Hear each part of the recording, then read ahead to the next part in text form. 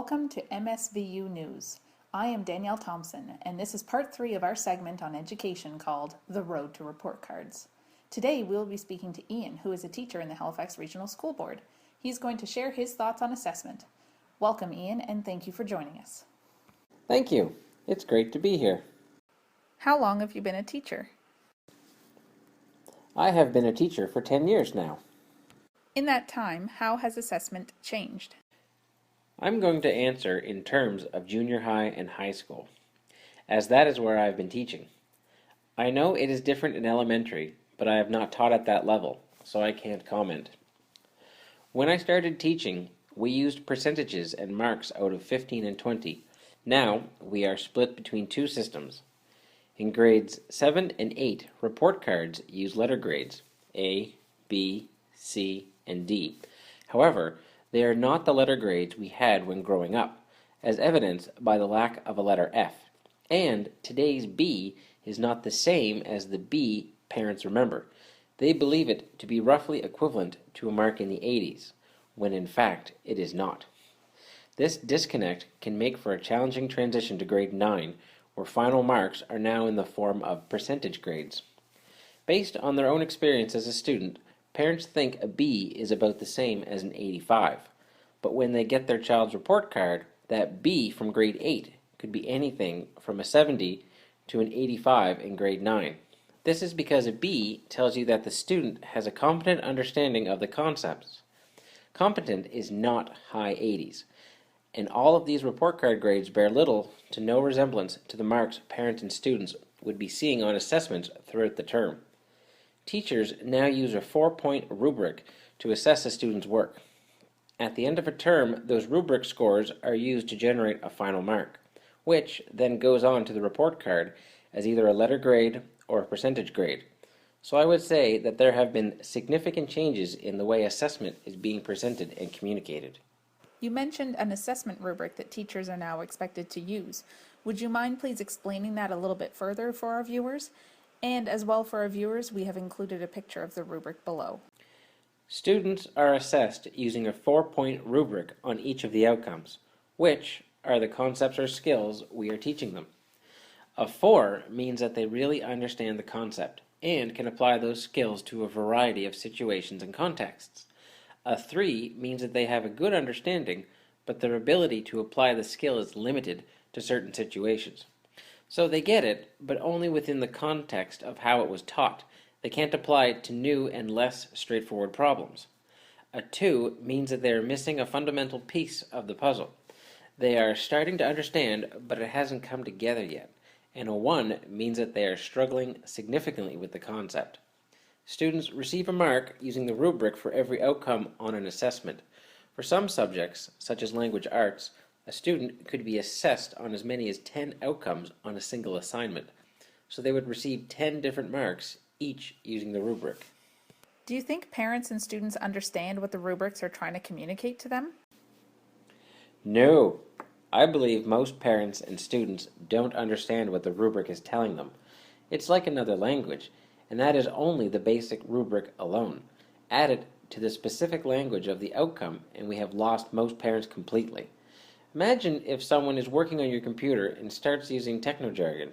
You have no idea what they are trying to tell you, but it makes perfect sense to them.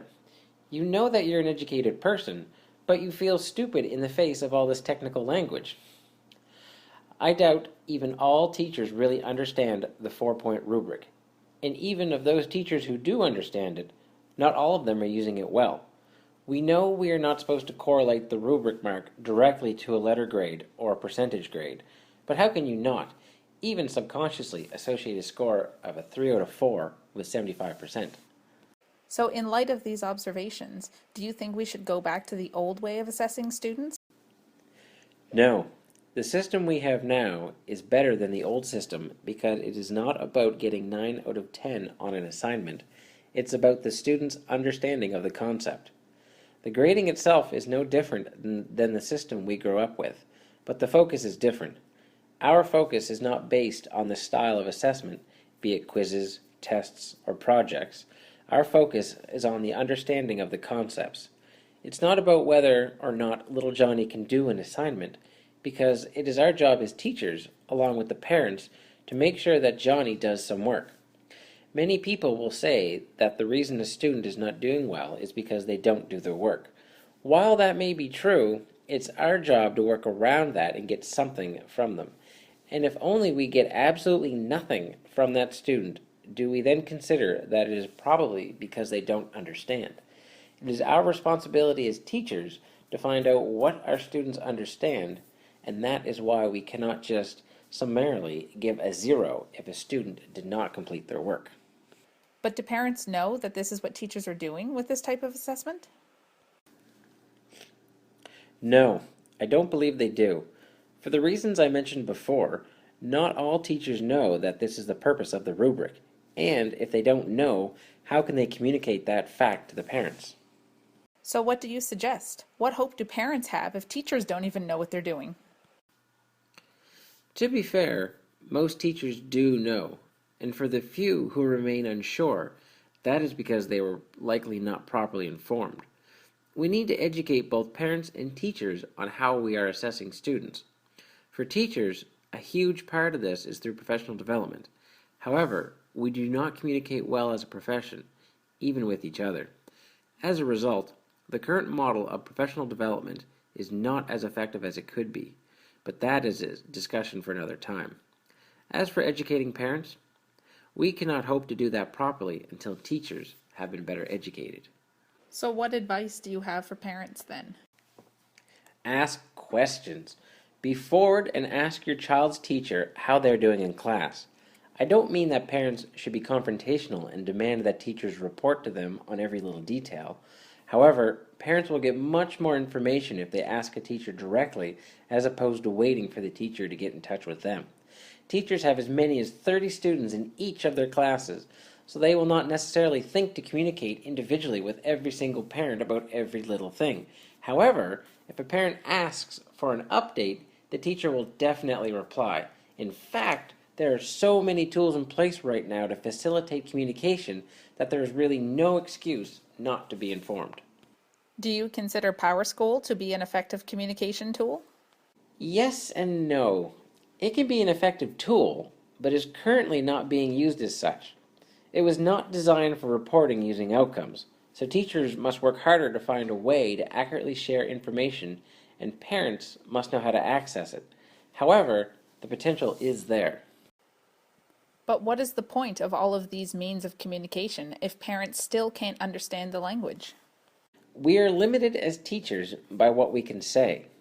We can't come out and say directly that little Johnny sucks at adding fractions, even though that would give parents a very clear view of where Johnny stands, but that is not allowed.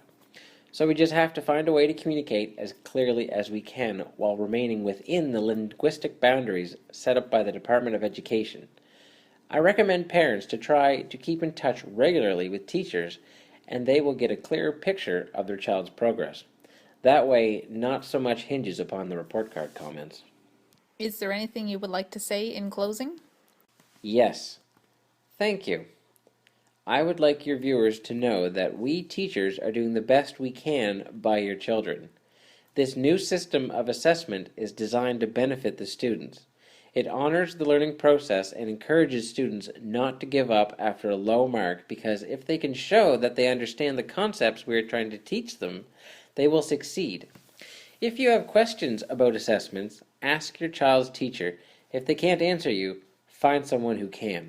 It is your responsibility to stay informed about your child's education as much as it is our responsibility as teachers to give you access to that information. Thank you very much, Ian, for sharing your perspective with us tonight. Tune in next week for part 4 of our series, The Road to Report Cards, with our new segment, Where's the F? Good night.